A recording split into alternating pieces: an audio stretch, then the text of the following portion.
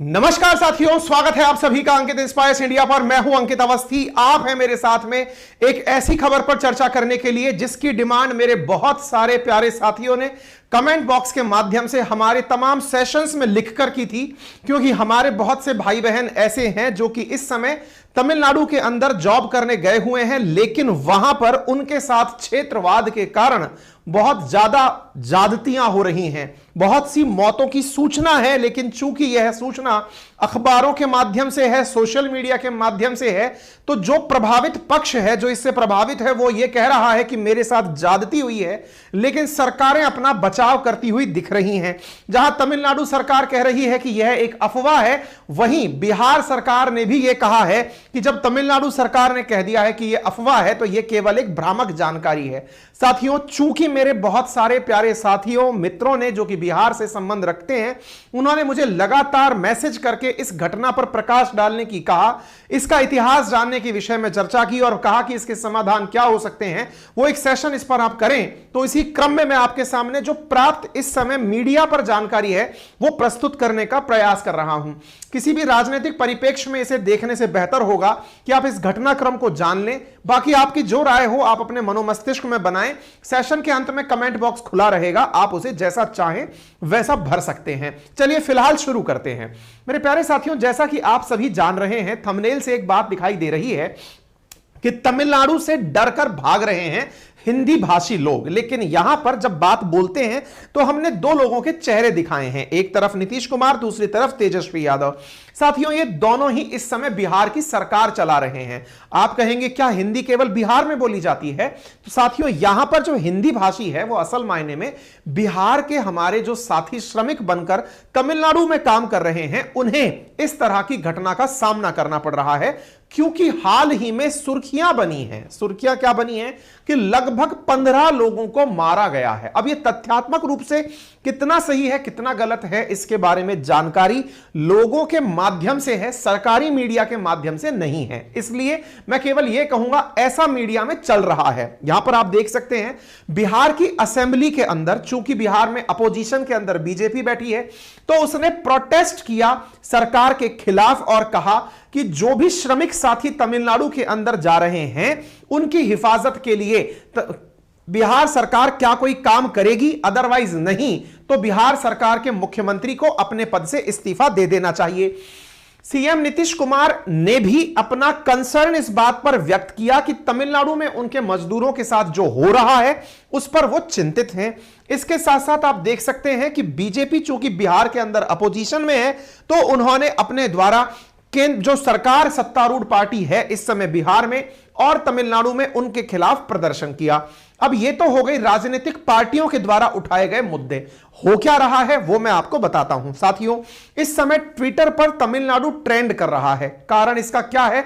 ये वाली तस्वीरें हैं। हो सकता है ये तस्वीरें आपको विचलित कर दें, लेकिन जो सोशल मीडिया पर, ट्विटर पर तस्वीरें तैर रही हैं, उन तस्वीरों को देखकर हो सकता है आप में से बहुत सारे साथी उद्विग्न हो उठे, परेशान हो जाएं, विचलित हो जाएं।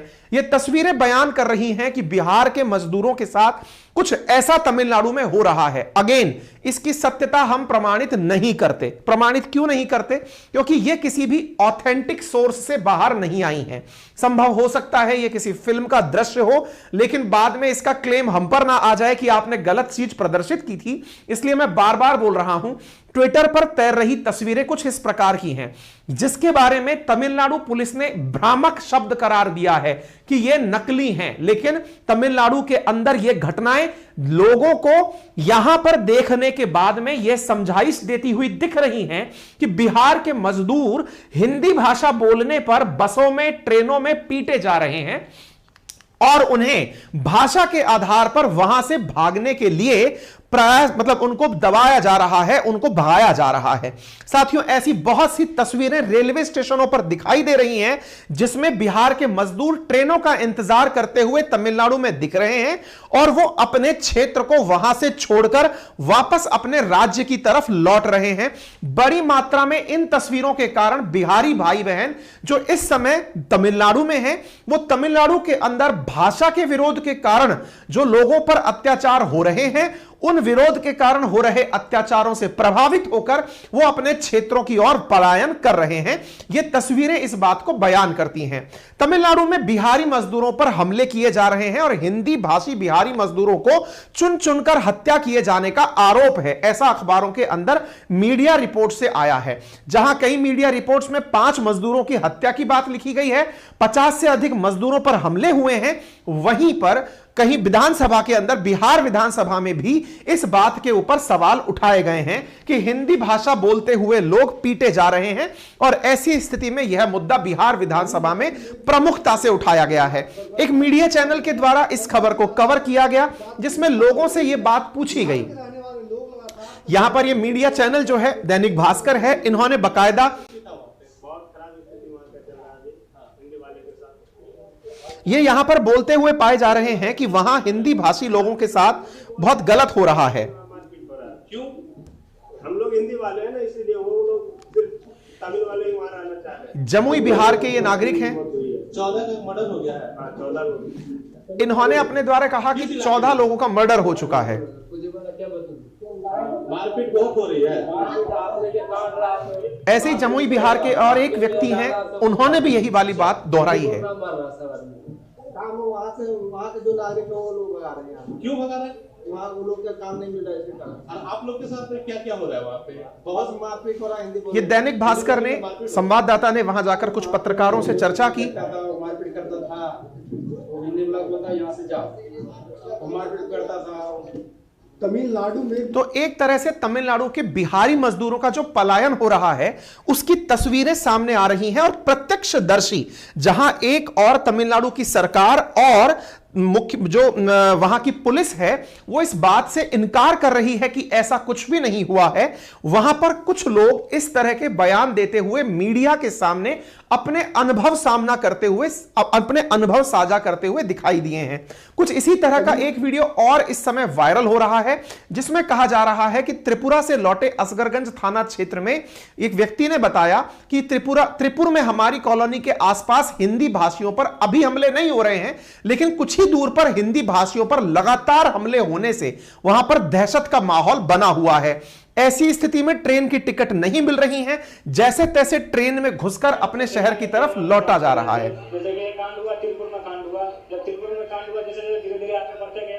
तो जिस तरह का माहौल मार्केट के अंदर आना शुरू हुआ उससे फिर प्रतिक्रिया, क्योंकि एक बार जब कोई घटना होने लगती है तो उसका प्रभाव सभी लोगों पर व्याप्त होता है। यह कानून व्यवस्था और प्रशासन की बहुत बड़ी जिम्मेदारी है कि यदि यह खबर में इतना सा भी सच्चाई है कि यहां पर बिहारी भाइयों के साथ कुछ भी गलत हो रहा है तो तमिलनाडु की पुलिस को संज्ञान लेते हुए, अगर यह खबर गलत है तो इसकी पुष्टि करते हुए जो लोग भ्रामक जानकारी फैलाने वाले हैं उन पर कार्रवाई करें, और अगर यह खबर सत्य है तो फिर इस घटना के पीछे जिम्मेदार जो कारक हैं उन्हें सलाखों के पीछे पहुंचाएं ताकि भारत के सभी भाई बहन एक साथ मिलकर रह सकें। ऐसे ही बहुत सारी जानकारियां जब निकल कर आई तो यह बात समझ में आई कि यह घटना असल मायने में तमिलनाडु, जो दक्षिण भारत में स्थित राज्य है, यहां पर जिन राज्यों की जानकारी बाहर निकल कर आ रही है उनमें तिरुपुर नामक जिला जो है वो काफी प्रमुखता से सुर्खियों में है, जिसकी एक तरफ सीमा कोयंबटूर, दूसरी तरफ इरोड से लगती है, यहां पर दूसरी तरफ करूर और डिंडीगुल से लगती है। इस तिरुपुर से बहुत ज्यादा घटनाएं निकल कर आ रही हैं। एक सोशल मीडिया पर ऐसा वीडियो भी वायरल हो रहा है। 6-7 दिन से बहुत घटना हो रहा है, इसका जिम्मेवारी कोई नहीं है। अगर जब हम लोग बाहर जाते हैं, बाहर हम लोग का मारता है, हम लोग ट्रेन पकड़ने जाते हैं, हम लोग को ट्रेन। एक वीडियो ये भी सोशल मीडिया पर बहुत वायरल हो रहा है जिसमें कहा गया है कि बिहार के जो कुछ मजदूर हैं ये अपने द्वारा अपना मुंह पर मास्क लगाकर, ताकि इनकी पहचान जाहिर ना हो सके, ये सुरक्षित रह सके, इन्होंने मीडिया को अपने द्वारा वीडियो रिकॉर्ड करके प्रेषित सोशल मीडिया पर किया।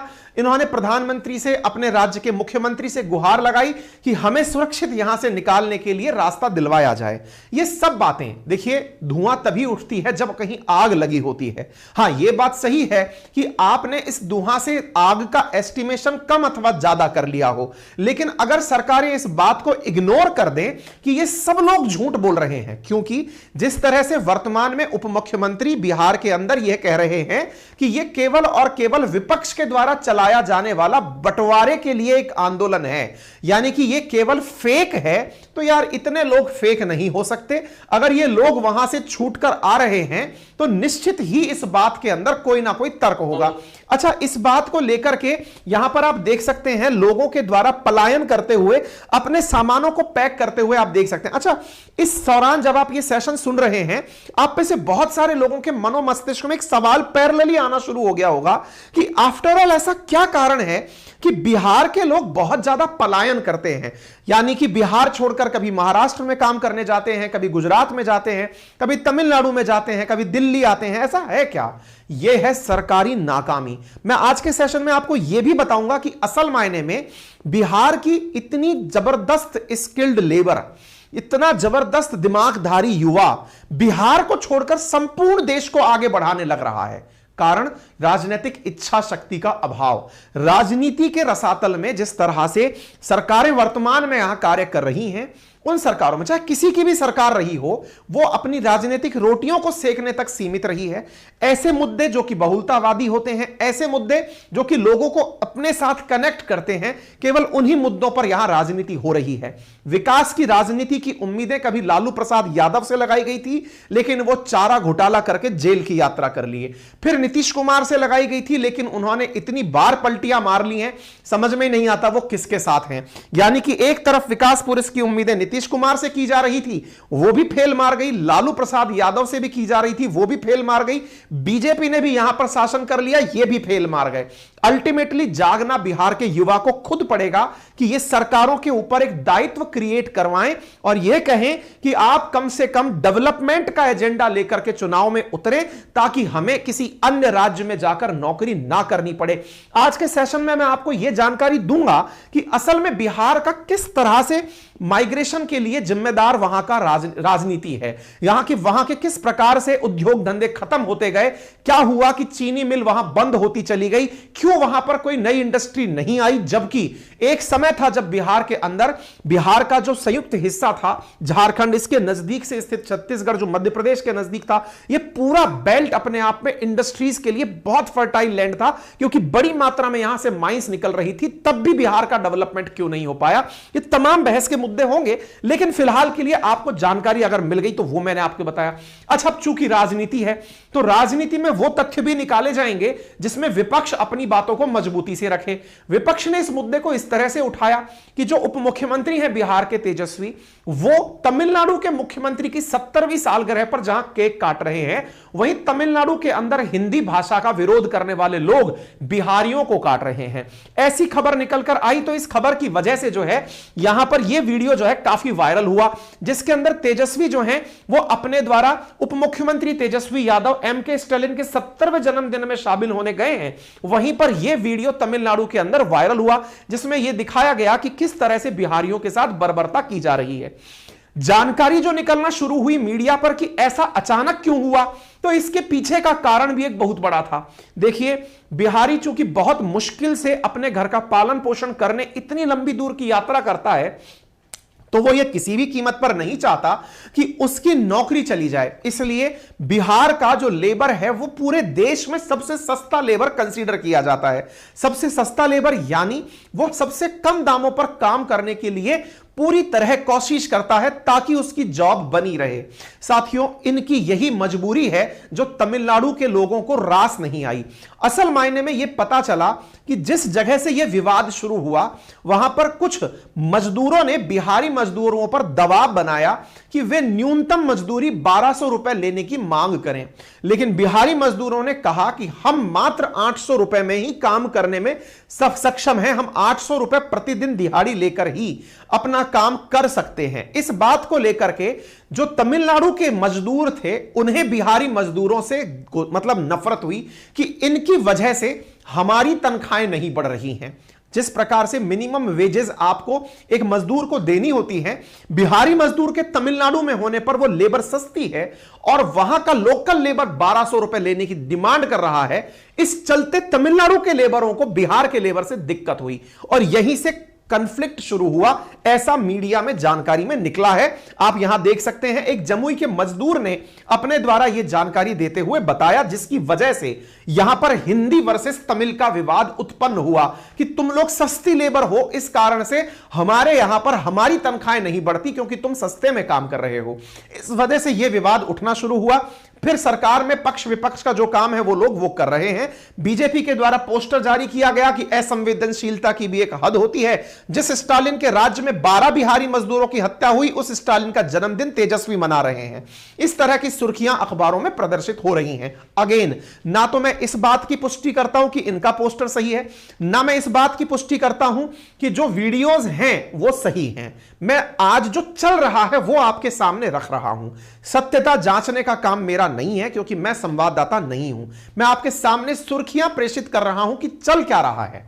ऐसी स्थिति में सारी जानकारी एक साथ संकलित करके मैं आपको दे रहा हूं और ऐसी कुछ और जानकारियां भी आपको देना चाहता हूं, जिसका लिंक मैंने कमेंट बॉक्स में लगाया है। India uncovered. मेरे प्यारे साथियों, जिस तरह आज आप भाषा के कारण विवाद देख रहे हैं, ऐसे ही भारत में बहुत से विवाद हुए हैं। जैसे नक्सलबाड़ी का विवाद, नक्सलबाड़ी हिंसा जिससे नक्सलवाद पनपा, जैसे भारत के अंदर नेहरू और सरदार से जुड़ी हुई बातें, जैसे तिरुपति मंदिर में बाल के दान करने की परंपरा, भारत के 7 सिस्टर्स की कहानियां।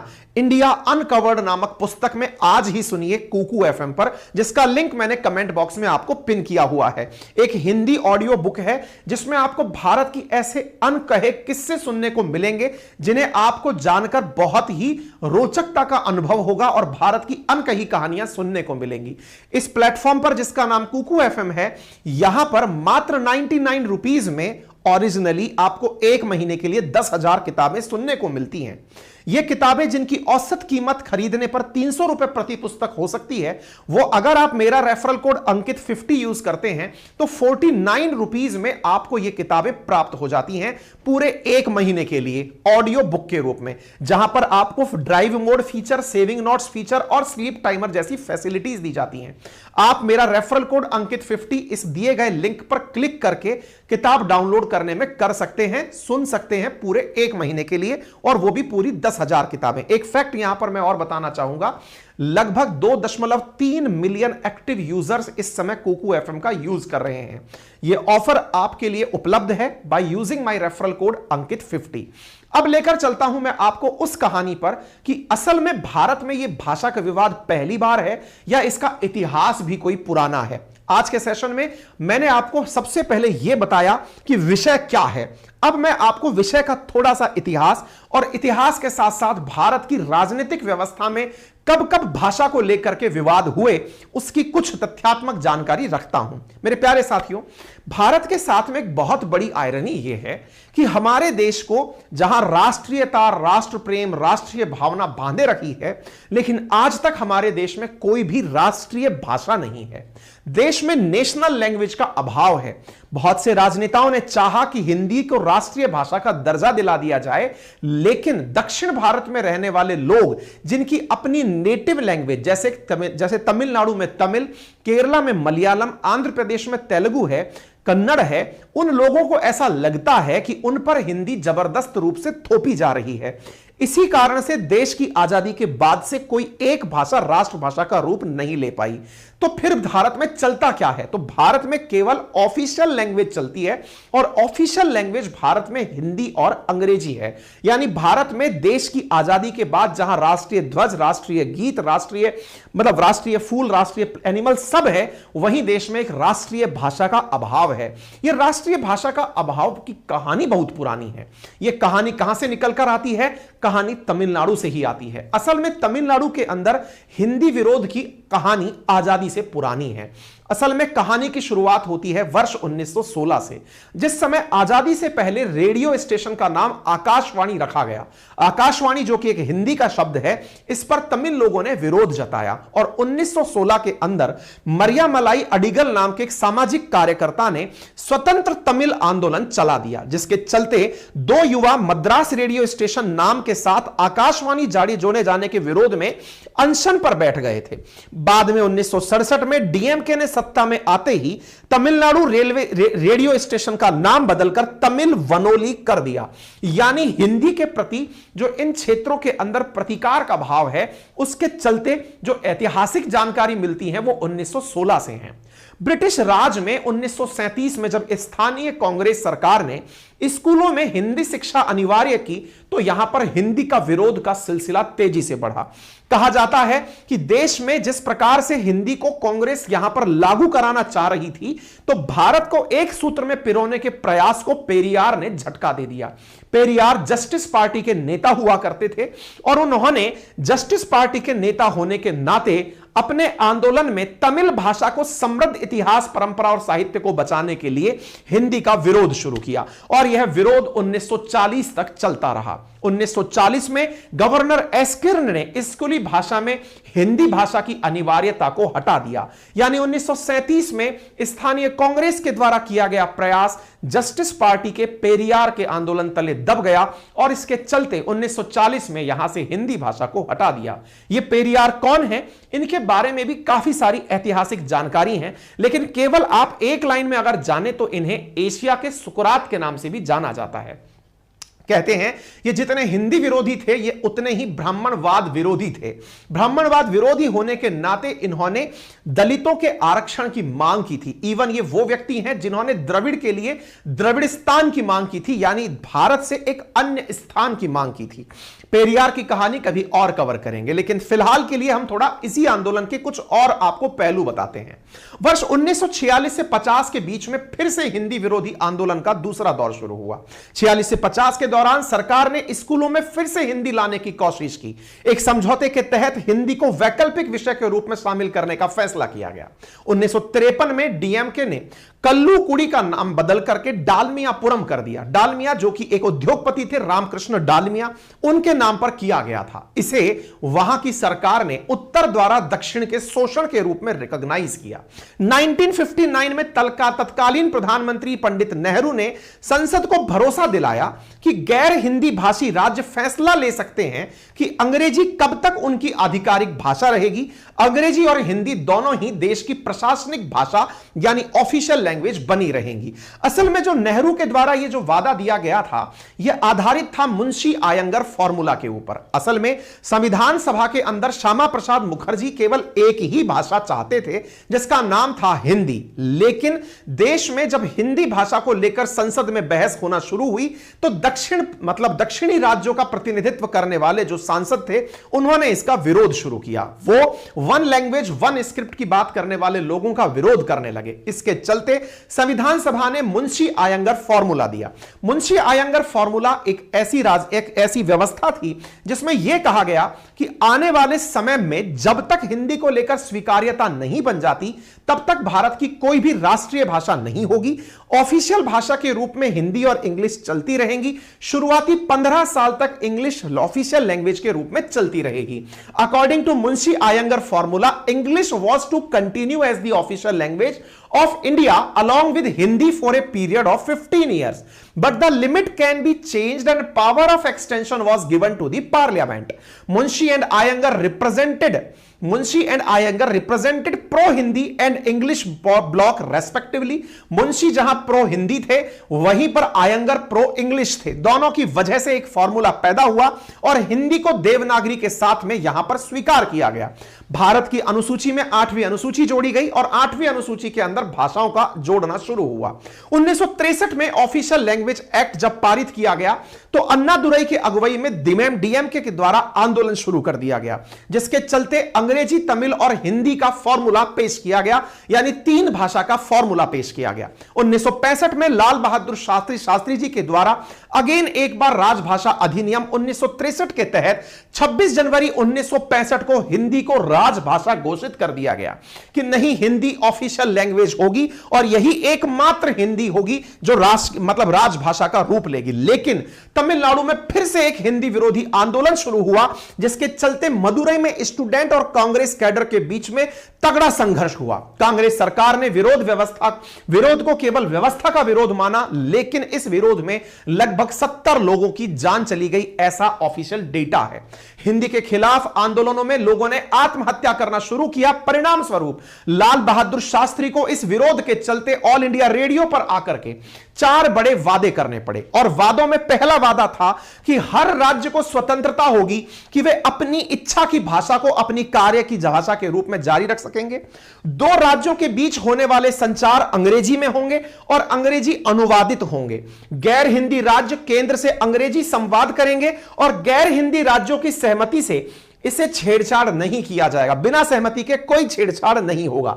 इतना ही नहीं, केंद्रीय स्तर पर अंग्रेजी का इस्तेमाल जारी रहेगा।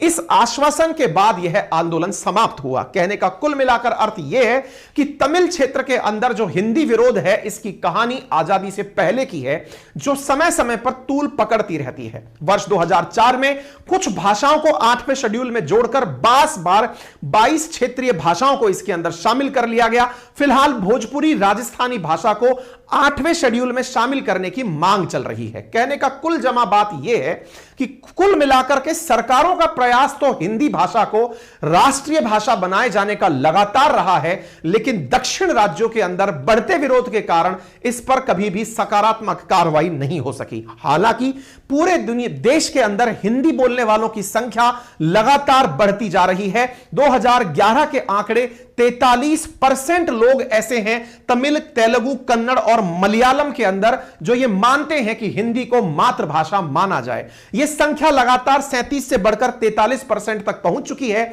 मलयालम को मांगने वाले लोगों की संख्या में घटावट हो रही है, लेकिन फिर भी विरोध तो विरोध होता है, जिसके चलते हिंदी को अपनी राजभाषा का, राष्ट्रभाषा का, ऑफिशियल लैंग्वेज के अलावा एक और दर्जे के लिए स्ट्रगल करना पड़ रहा है।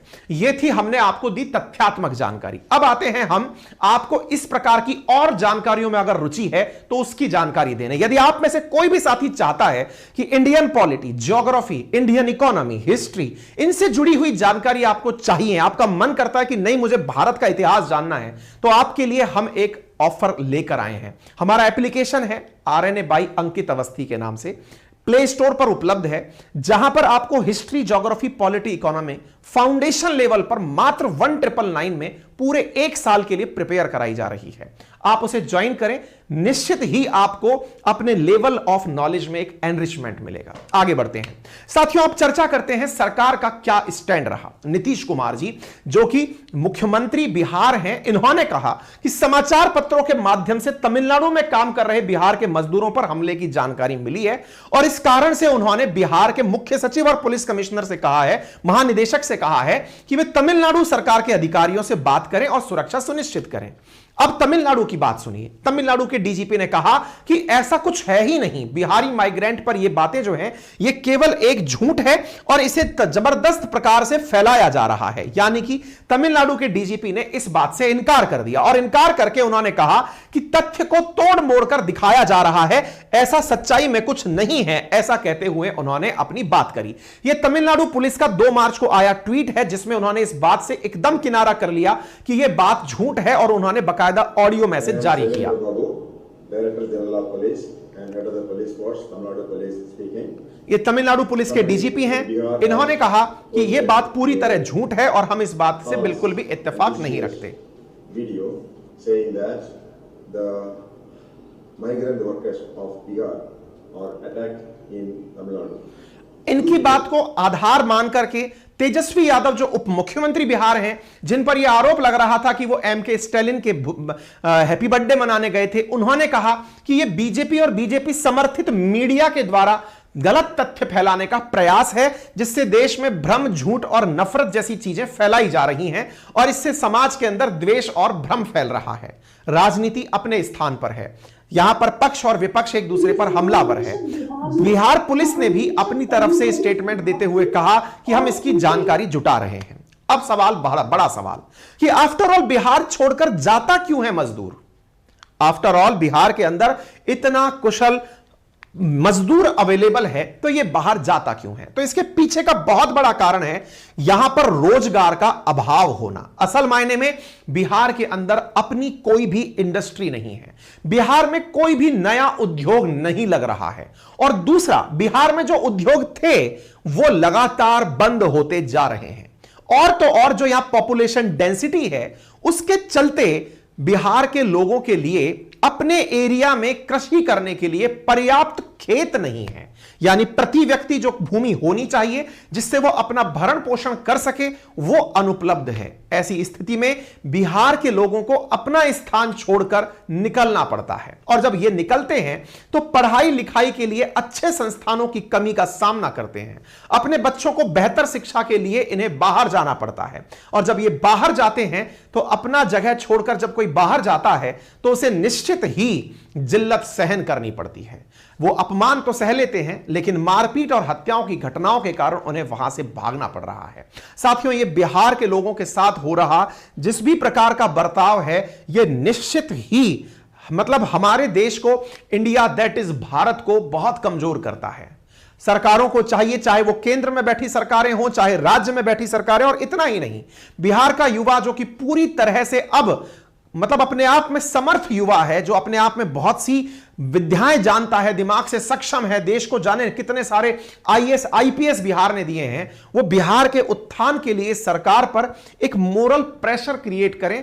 जब भी किसी राजनेता से मिले तो उससे सवाल ये ना हो कि मुझे आपने कितना % आरक्षण दिया या मुझे आपने कितनी नौकरियां दी। असल मायने में साथियों, सरकारी नौकरियों से 2-5 परिवारों का भला होता है, लेकिन जब आपके राज्य में इंडस्ट्री आती है तो प्रत्यक्ष के साथ साथ अप्रत्यक्ष रोजगार का बढ़ावा होता है। सरकारी नौकरियों का विरोध नहीं कर रहा हूं, लेकिन सरकारी नौकरी के साथ साथ जब इंडस्ट्री आती है तो राज्य में निवेश आता है। राज्य में निवेश आता है, सड़कों का निर्माण होता है, बिजली की व्यवस्थाएं सुनिश्चित की जाती हैं, लोगों के लिए नए नए साधन विकसित किए जाते हैं। केवल 400-500 वर्कर जो वहां फैक्ट्री में काम करते हैं उतना ही नहीं, उनसे इनडायरेक्टली कनेक्टेड बहुत सारे लोगों को रोजगार मिलता है। इसी को इन्वेस्टमेंट कहा जाता है। सरकारों पर यह जिम्मेदारी आप लोग आधारित करें कि आप कैसे ना कैसे करके बिहार में रोजगार के स्तर डेवलप करें। साथियों, एक समय था जब बिहार के अंदर चीनी मिलों के कारण रोजगार मिला करता था, लेकिन अब लगभग 250 चीनी मिल बंद पड़ी है। कर्मचारियों को चीनी मिल से कोई भी मुनाफा नहीं हो रहा है। बिहार में सरकार तो बदलती चली गई, लेकिन हालात जस के तस रह गए। कहते हैं 1960 से लेकर 1990 के बीच में 30 सालों के अंदर बिहार में 25 मुख्यमंत्री बदले, 4 बार राष्ट्रपति शासन लगा। लेकिन 1990 से 20 के बीच में 30 सालों के अंदर 4 बार ही मुख्यमंत्री बदले। जब लालू प्रसाद यादव आए थे 1990 में, तो उनसे उम्मीद जगी थी कि ये जमीनी स्तर के आदमी हैं, बिहार में अब उद्योग जरूर लगेंगे। लेकिन कहते हैं कि परिणाम इससे बिल्कुल उलट रहा। उन्होंने अपने शासन में बिहार में सामंतवाद और समाजवाद के बीच की लड़ाई में अपनी यात्रा निकाल दी। लालू ने समाजवाद के चक्कर में उद्योगों को वहां से हटने के लिए मजबूर कर दिया, और नए उद्योग तो लगे नहीं, जो पुराने थे वो भी बंद हो गए। नतीजतन 1990 में जो भी बिहारी लोग लालू यादव से उम्मीदें लगा रहे थे, वो फिर पलायनवाद की तरफ किनारा कर लिए, और यहां से लोग निकल करके अन्य राज्यों की तरफ पलायन करने लगे। बाद में फिर उम्मीद जगी नीतीश कुमार जी से। नीतीश कुमार सीएम बनने से परिवर्तन की एक उम्मीद तो जगी थी, लेकिन उन्होंने अपना विकास नालंदा के आसपास ही केंद्रित कर दिया जहां से वे चल रहे थे। फिर रहा सहा कसर शराबबंदी ने पूरा कर दिया। शराबबंदी हालांकि राज्य अपनी शासन व्यवस्था में दिखाती है, लेकिन शराबबंदी के लिए जो आवश्यक फैक्ट्रियां लगा करती थी, जिनसे थोड़ा बहुत रोजगार आता था, वो भी एक बहस का विषय है कि शराब से रोजगार आता है कि अवनति आती है। लेकिन अब बिहार में लोग नकली शराब पी करके, स्मगलिंग करके शराब पी करके अपना नुकसान कर रहे हैं। कुल मिलाकर बात यह है कि किसी एक व्यक्ति को दोष देना जिम्मेदार नहीं है। मतलब दोष देकर के आप जिम्मेदारियों से किनारा नहीं कर सकते। असल में आप अपने ऊपर भी जिम्मेदारी लीजिए, क्योंकि जब तक आप सरकारों पर जिम्मेदारी डालते रहेंगे तब तक आपको वैसी ही सरकारें मिलेंगी जैसी आप अपेक्षा करते हैं। असल मायने में कुछ जिम्मेदारी अपने ऊपर भी लीजिए। यह विश्वास कीजिए कि आप जागरूक युवा के नाते सरकारों के समक्ष जब प्रस्तुत हों तो उनके सामने आप और विकल्प बेहतर कि आज का युवा क्या चाहता है यह प्रस्तुत कर सकें। लेकिन यह एक दिन में संभव नहीं हो पाएगा। बिहार ने बहुत खूबसूरत राजनेता देश को दिए हैं। बिहार ने बहुत ही जबरदस्त न्यूज एंकर्स, बहुत अच्छा साहित्य, बहुत अच्छे आईएएस आईपीएस, बहुत बढ़िया आईआईटीएंस और बहुत जबरदस्त कुशल कार्मिक दिए हैं। लेकिन अब उन्हें बिहार के लिए भी मेहनत करने की आवश्यकता है। लेकिन वहीं केंद्र और राज्य सरकारों को अपने बिहार के जितने भी भाई बहन इधर उधर राज्यों में हैं, उनकी सुरक्षा सुनिश्चित करने के लिए प्रयास करना चाहिए। उम्मीद है कि आप सभी साथियों को यह जानकारी समझ आई होगी। यदि जानकारी समझ आई हो तो अपने साथियों के साथ जरूर साझा करें।